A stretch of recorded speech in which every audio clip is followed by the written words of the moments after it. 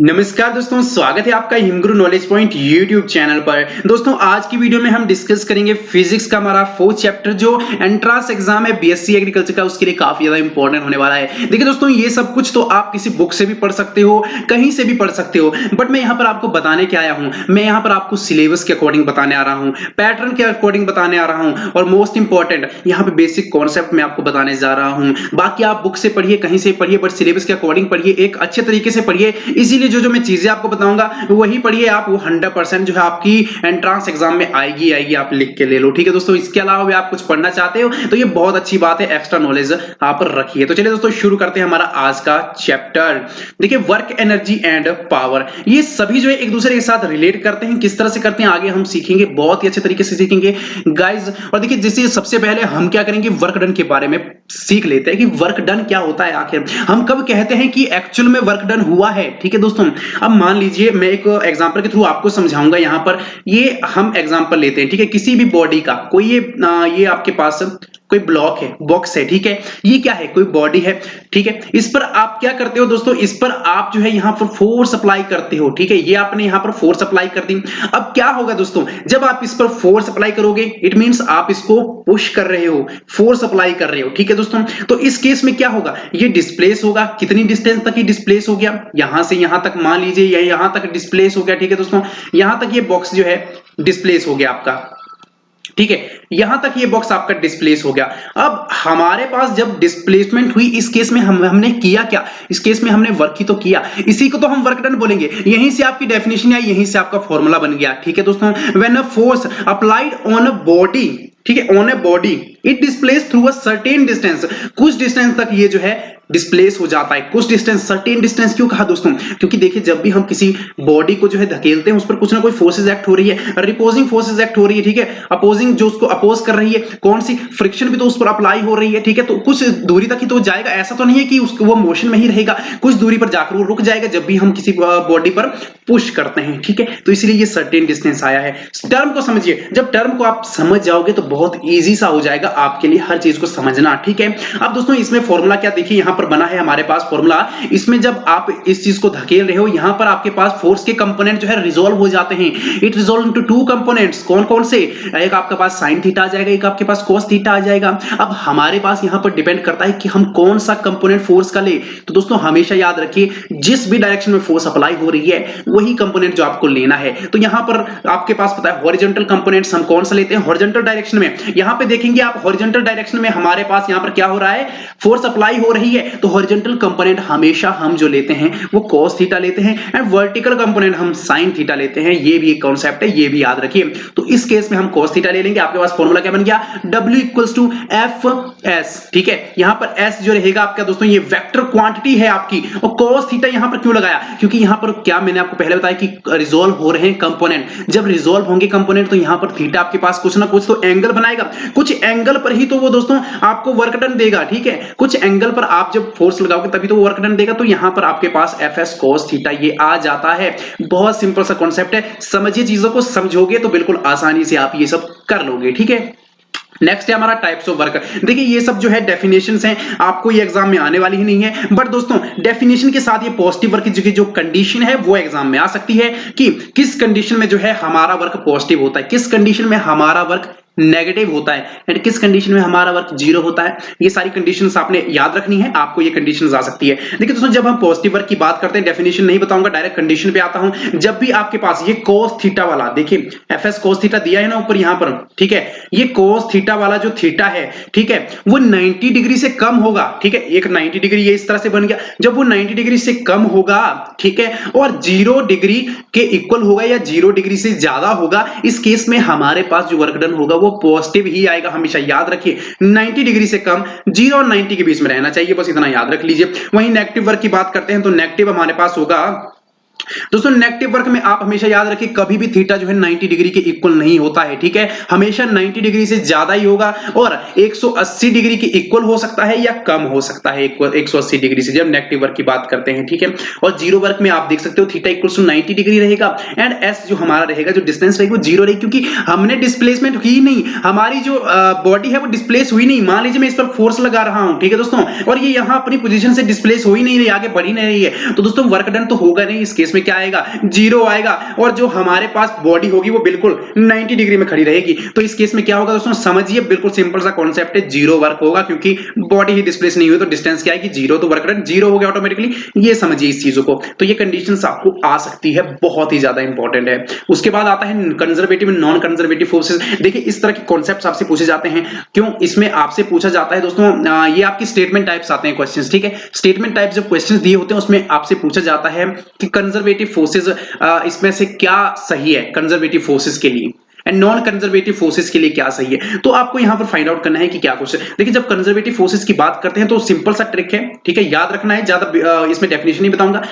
देखिए conservative forces की जब हम बात करते हैं, आप यहां पर क्या ले लीजिए दोस्तों, दो आपके पास यहां पर पोजीशन दी है, ठीक है, ये पोजीशन दी है, एक आपके पास फाइनल पोजीशन है, ठीक है, ये आपके पास इनिशियल पोजीशन है, ये आपके पास फाइनल पोजीशन है। अब होता क्या है बेसिकली दोस्तों, देखिए जब भी हम कंजर्वेटिव फोर्स की बात करते हैं तो वो डिपेंड करता है एक तो इनिशियल पोजीशन पर, एक करता है फाइनल पोजीशन पर, डिपेंड रहता है। जो वो पाथ फॉलो करता है, पाथ पर जरा भी वो डिपेंड नहीं रहती है फोर्स। मान लीजिए आपने कोई बॉल फेंका, ठीक है दोस्तों, तो उस केस में फ्रिक्शन लग रही है, तो वो कंजर्वेटिव फोर्स नहीं होगी, क्योंकि फ्रिक्शन हमेशा पाथ पर डिपेंड करती है। आपका जो रास्ता है वो कैसा है, जहां से बॉल जा रहा है वो कैसा है, ठीक है। वहां पर अगर ज्यादा आपको कांटेक्ट मिलेगा बॉल के साथ तो बॉल जल्दी रुक जाएगा। तो इस केस में हम कह सकते हैं कंजर्वेटिव फोर्सेस वही है जो फाइनल पोजीशन पे डिपेंड करती है और इनिशियल पोजीशन पे डिपेंड करती है, जो वो पाथ फॉलो करती है, जो पार्टिकल उस पे बिल्कुल भी डिपेंड नहीं करती है, ठीक है। तो वही नॉन कंजर्वेटिव फोर्सेस, इसका उल्टा हो गया। जो नॉन कंजर्वेटिव फोर्सेस होता है वो किस पे डिपेंड करता है, वो डिपेंड करता है दोस्तों आपकी जो बॉडी ने पाथ फॉलो किया, ठीक है। मान लीजिए हमारे पास ये ग्राउंड है, ठीक है, यहां पर एक बॉल है इस तरह का, ये हमने यहां से यहां तक फेंका, तो दोस्तों यहां से यहां तक पहुंचने में इसे कितनी देर लगेगी, ये इसके पाथ पर डिपेंड करेगा। अगर ये ज्यादा पाथ जो है ज्यादा स्लिपरी है, ठीक है, ये जो ग्राउंड है ज्यादा स्लिपरी है, तो बहुत जल्दी आपको पता है मोशन में आएगी। अगर वहां पर ज्यादा कुछ घास वगैरह उगी है या कुछ रहेगा तो वो क्या फ्रिक्शनल फोर्स लगेगी। फ्रिक्शनल फोर्स जब आपको पता है फ्रिक्शनल फोर्स जब कांटेक्ट में आती है किसी बॉडी के तो ज्यादा अप्लाई होती है, तो इस केस में क्या होगा, वो आपका बॉल जल्दी रुकेगा। तो दोस्तों यही समझिए, जब नॉन कंजर्वेटिव फोर्सेस की बात आती है तो वो सिर्फ पाथ पर डिपेंड करती है। तो इसमें फ्रिक्शन, विस्कस फोर्स, ऐसी फोर्सेस आ गई, और वहीं कंजर्वेटिव फोर्स में आपके पास ग्रेविटेशनल फोर्स आ गई, इलेक्ट्रोस्टैटिक फोर्स आ गई, ये सब कुछ इसके एग्जांपल रहते हैं, ठीक है।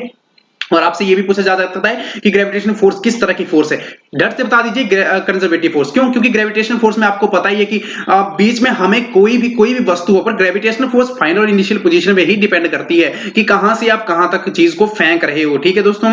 बीच में चाहे एयर आ रही है, चाहे कोई भी मीडियम आ रहा है, वो उस पर डिपेंड नहीं करती है, ये आपको पता ही है, ठीक है दोस्तों। उसके बाद बात करते हैं एनर्जी की। काफी ज्यादा इंपॉर्टेंट है एनर्जी, क्योंकि एनर्जी के बिना तो हमारा ये कॉन्सेप्ट अधूरा रह जाएगा। एनर्जी की जब बात करते हैं तो आपको पता ही है कि एनर्जी क्या है, एक तरह की कैपेसिटी है, ठीक है, वर्क करने की कैपेसिटी को ही हम एनर्जी कहते हैं, ये तो आप जानते हैं।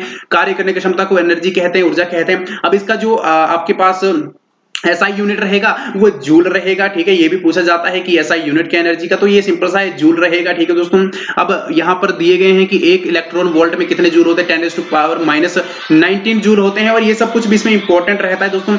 इसके अलावा एनर्जी में हमारे पास एक काइनेटिक एनर्जी आ जाती है, एक पोटेंशियल एनर्जी आ जाती है। इसकी डेफिनेशन नहीं बताऊंगा, डेफिनेशन आपको जाहिर सी बात है आती होगी, बट दोस्तों इसके फॉर्मूले आप याद रख लीजिए। काइनेटिक एनर्जी का K = ½ mv²। अब यहां पर दोस्तों हमारे पास क्या दिया गया है, K = यहां पर आप एक टर्म देख सकते हो, K = p²/2m, ठीक है। जब इस तरह के क्वेश्चंस आए तो किस तरह से सॉल्व करने, क्योंकि काफी ज्यादा कंफ्यूजन भरी यार, इस तरह के क्वेश्चन आ जाए तो कैसे सॉल्व करें। देखिए आपके पास K = ½ mv² दिया है, यहां पर p²+/2m कैसे आया दोस्तों, ये सीख लीजिए। p क्या है दोस्तों, मोमेंटम है यहां पर, और मोमेंटम आपको पता है क्या होता है, प्रोडक्ट ऑफ मास, ठीक है, product of mass and velocity, ठीक है, ये होता है ना product of mass and velocity. तो जब हम इसकी बात करते हैं तो यहां पर सिंपल सी ट्रिक है, v को इस साइड ले लीजिए, ठीक है, वेक्टर जो है, और यहां पर आपका आ जाएगा m/p, ठीक है।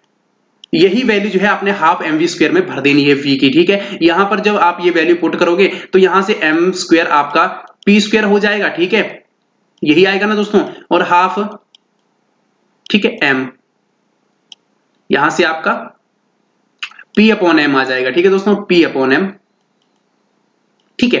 तो यहां से आपका m से m कट जाएगा और ½ ठीक है p²/m, यही तो आ गया दोस्तों, आ गया ना, 1/2 P square upon M. Simple सा कंसेप्ट है, डेरिवेशन काफी ज्यादा लंबी होती है बट आप फॉर्मूला सीधे याद रख सकते हो। उसके अलावा पोटेंशियल एनर्जी की बात करते हैं तो पोटेंशियल एनर्जी वही एनर्जी होती है स्टोर होती है बॉडी के अंदर ही, ठीक है, इसकी पोजीशन के कारण ये एग्जिस्ट करती है। बाकी इसमें ग्रेविटेशनल पोटेंशियल एनर्जी इंपॉर्टेंट रहती है, इसका फॉर्मूला आप देख लीजिए, ठीक है, फॉर्मूले ही आपको याद रखने, बाकी आपको ज्यादा इंपॉर्टेंट नहीं रहता डेफिनेशंस।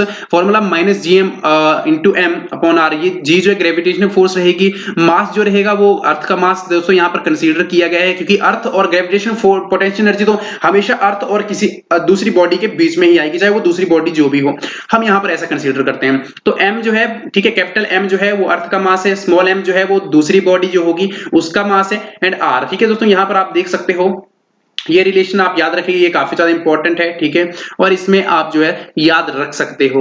इलास्टिक पोटेंशियल एनर्जी हमेशा स्प्रिंग में आती है दोस्तों। जब भी इलास्टिक एनर्जी की बात करते हैं तो कोई भी स्प्रिंग ले लीजिए, उसमें इलास्टिक एनर्जी आएगी। क्यों? क्योंकि स्प्रिंग को खींचे एकदम से वो बंद हो जाएगा, ठीक है, जब वो एकदम से बंद होगा, एलोंगेट करते हैं, एलोंगेशन उसमें कितनी होती है, फिर वो अपनी जो उसकी इनिशियल स्टेट है उसमें आ जाता है। तो इस केस में v इक्वल्स टू हाफ, ठीक है, के डेल्टा एक्स स्क्वायर। अब ये क्यों आया काइनेटिक एनर्जी की तरह, क्यों हमने यहाँ पे शो किया इलास्टिक पोटेंशियल एनर्जी को, क्योंकि यहाँ पे तो हम खींच रहे हैं, थोड़ा मोशन में भी तो आ रहा है, मोशन से सीधा वो पोटेंशियल एनर्जी में आ रहा है, तो इस केस में हम ये रिलेशन लेते हैं डेल्टा एक्स स्क्वायर। यहाँ पर आप देख सकते हो डेल्टा एक्स जो है एलोंगेशन है, कितनी एलोंगेशन हुई, चेंज हुआ इसमें, इसीलिए डेल्टा एक्स लिया गया है, इसमें कंफ्यूजन मत होइए। उसके अलावा वर्क एनर्जी थ्योरम है हमारे पास।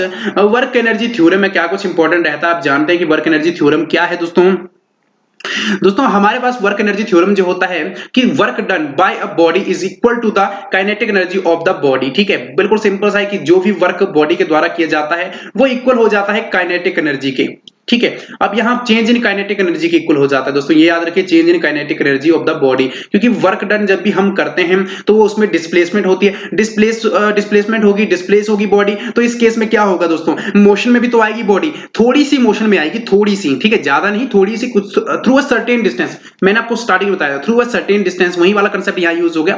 तो थ्रू अ सर्टेन डिस्टेंस, जब कुछ एक सर्टेन डिस्टेंस तक वो क्या करेगी, मोशन में आएगी, तो इस केस में हम कह सकते हैं काइनेटिक एनर्जी आई, काइनेटिक एनर्जी भी चेंज आएगा उसमें, ठीक है, धीरे धीरे हर एक पोजीशन में चेंज आता जाएगा। तो इस केस में W जो रह जाएगा, वर्क डन जो रह जाएगा टोटल, वो चेंज इन काइनेटिक एनर्जी आ जाएगा, यही वर्क एनर्जी थ्योरम है, ठीक है। और यहां पर जो चेंज इन काइनेटिक एनर्जी है वो रहेगा आपका KF माइनस KI, ठीक है, जो काइनेटिक एनर्जी फाइनल जो रहेगा और काइनेटिक एनर्जी आपकी इनिशियल स्टेट पे जो रहेगी, वही सब कुछ इसमें आ जाएगा दोस्तों। ये भी बहुत ही ज्यादा इंपॉर्टेंट कॉन्सेप्ट है, एग्जाम्स में ये भी आ सकता है आपका एंट्रेंस एग्जाम में, ठीक है। मास एनर्जी इक्विवेलेंस की बात करते हैं। मास एनर्जी इक्विवेलेंस अब क्या होता है दोस्तों, कि मास एंड एनर्जी की जब हम बात करते हैं तो ये सिर्फ इतना कहता है कि जो मास और एनर्जी वो इंटर कन्वर्टिबल है, एक दूसरे में हम इसे कन्वर्ट कर सकते हैं, मास को एनर्जी में कन्वर्ट कर, जो एनर्जी को हम मास में कन्वर्ट कर सकते हैं। अब इसका फॉर्मूला आप याद रख लीजिए, E equals to mc square, ठीक है, ये आपका रहेगा इंटर कन्वर्टिबल है, ठीक है दोस्तों। मास दिया है तो आप एनर्जी इजिली फाइंड आउट कर सकते हो। सी क्या रहेगा, सी रहेगा velocity of light in free space, in free space, not in a vacuum, ठीक है, फ्री स्पेस में आपके पास लाइट रहेगी, ये वेलोसिटी ऑफ लाइट रहेगी। तो इसकी वैल्यू आप जानते हैं 3 × 10⁻⁸, यहां पर आपकी 8, ठीक है, 3 × 10⁸ मीटर पर सेकेंड, ठीक है, एक सेकेंड में इतने मीटर जो है ये ट्रेवल करती है लाइट जो रहेगी हमारे पास, ठीक है दोस्तों। और यहां पर आपके पास सिंपल सा कॉन्सेप्ट है मास एनर्जी थ्योरम का भी। उसके बाद हमारे पास कंजर्वेशन लॉ ऑफ एनर्जी है, energy can neither be created not be destroyed but can be converted into one form to another form. अब देखिए दोस्तों, हमारे पास एक बांध ले लीजिए, बांध मतलब आपके पास ये रेजर्वॉयर टाइप दिया है, ठीक है, डैम दिया है। इसमें क्या होता है दोस्तों, हम सबसे पहले यहाँ पे वाटर इकट्ठा करते हैं, ठीक है, यहां से हम क्या करते हैं दोस्तों, इनिशियल स्टेट में यहां पर जो है मैकेनिकल रख लीजिए आप, ठीक है, काइनेटिक एनर्जी के थ्रू वाटर को क्या करते हैं, काइनेटिक मोशन में लाते हैं, काइनेटिक एनर्जी उसमें प्रोवाइड करवाते हैं। और यहां पर जो है आपके पास क्या रहता है दोस्तों, ठीक है, यहां पर जैसे ही वाटर गिरता है, ठीक है, वहां पर जो है आपकी इलेक्ट्रिकल एनर्जी है जनरेट हो जाती है, ठीक है। तो वही सारा कंसेप्ट इसमें रहता है कि वर्क एनर्जी को हम ना तो नष्ट कर सकते हैं ना तो पैदा कर सकते हैं, सिर्फ एक फॉर्म से, एनर्जी की एक फॉर्म से दूसरी फॉर्म में हम इसे कन्वर्ट कर सकते हैं, यही रहेगा कंजर्वेशन ऑफ एनर्जी। पावर की बात करते हैं तो रेट ऑफ डूइंग वर्क, ठीक है, बाय एन एजेंट और मशीन। रेट क्या है, डूइंग वर्क, कितनी जल्दी वो जो है वर्क करता है, यही सब कुछ तो है पावर। उसमें पावर कितनी है, वो कितनी जल्दी जो है काम को कर रहा है, ठीक है। काम को करेगा तो टाइम तो लगेगा, कितने टाइम में वो काम को कर रहा है, यही है उसकी पावर। ठीक है, तो power equals to work upon time. ज्यादा टाइम लगाएगा, ठीक है, तो यानी कि पावर उसकी कम होगी, और कम टाइम लगाएगा पावर ज्यादा होगी। इनवर्स रिलेशन में है वर्क, पावर ज्यादा होगी तो वर्क ज्यादा करेगा, और वर्क ज्यादा करेगा तो इट मींस उसकी पावर ही ज्यादा है। यूनिट ऑफ पावर हमारे पास वॉट रहता है। ठीक है, यहाँ पे कुछ आपको दिए गए हैं, ठीक है, अदर यूनिट्स दिए गए हैं। 1 किलोवाट में कितने रहते हैं मेगावाट, 1 हॉर्स वाट, ठीक है, ये आ जाता है कई बार। 1 हॉर्स वाट, 1 हॉर्स पावर में कितने वाट रहते हैं, तो 746 वाट रहते हैं, याद रखिए। अब बात आती है दोस्तों यहाँ पर कोलिजन की, सॉरी, यह बात आती है अब कोलिजन की। कोलिजन को हम कैसे डिफाइन करेंगे दोस्तों? देखिए, कोलिजन की जब हम बात करते हैं तो आपको पता है कि जब दो बॉडी आपस में जो है टकराती हैं, ठीक है, कोलाइड करती हैं, एक दूसरे फिजिकली कांटेक्ट में आती है, तो उसको हम कोलिजन कह देते हैं। ठीक है, तो यहाँ पर जो कोलिजन का कंसेप्ट रहेगा, और कोलिजन उसको कहते हैं हम। इसके अलावा दोस्तों यहाँ पर 2 टाइप्स इसकी रहेगी, elastic collision and in elastic collision. अब इलास्टिक कोलिजन में क्या रहता है दोस्तों? इलास्टिक कोलिजन में आपके पास सिर्फ सिंपल सा बताऊंगा, ज्यादा ये डेफिनेशन रखने की जरूरत नहीं है। जब इलास्टिक कोलिजन की बात आएगी, इट मींस वहां पर जो टोटल एनर्जी रहेगी आपकी, ठीक है दोस्तों, total energy, total linear momentum, ठीक है, टोटल एनर्जी आ गया, टोटल लीनियर मोमेंटम, ठीक है। और इसके अलावा दोस्तों जो इनिशियल काइनेटिक एनर्जी और फाइनल काइनेटिक एनर्जी रहेगी वो अनचेंज रहेगी, और जो हमारे पास टोटल एनर्जी और टोटल काइनेटिक एनर्जी रहेगी वो कंजर्व्ड रहेगी इस केस में। ठीक है दोस्तों, इतना सिंपल सा ट्रिक है, आपको जो है इस ट्रिक को याद रखना है। ठीक है दोस्तों, ये आई होप कि आपको जो है अच्छे से ये याद रह जाएगा। ठीक है, तो यही तो दोस्तों आज की वीडियो का हमारा टॉपिक। उम्मीद है कि नेक्स्ट वीडियो में हम और कुछ लेकर आएंगे आप लोगों के लिए। दोस्तों उम्मीद करता हूं कि आज की वीडियो आपको अच्छी लगी, तो चैनल को सब्सक्राइब करें, और वीडियो अच्छी लगी तो लाइक और शेयर भी करिए। धन्यवाद।